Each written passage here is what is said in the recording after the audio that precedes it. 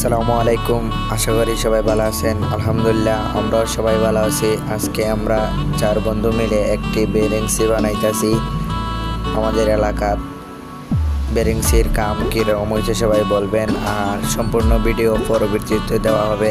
আর video কীরকম হয়েছে সবাই বলবেন, আর সবাই লাইক কমেন্ট শেয়ার করে দিবেন। আল্লাহ হাফেজ, ভালো থাকবেন।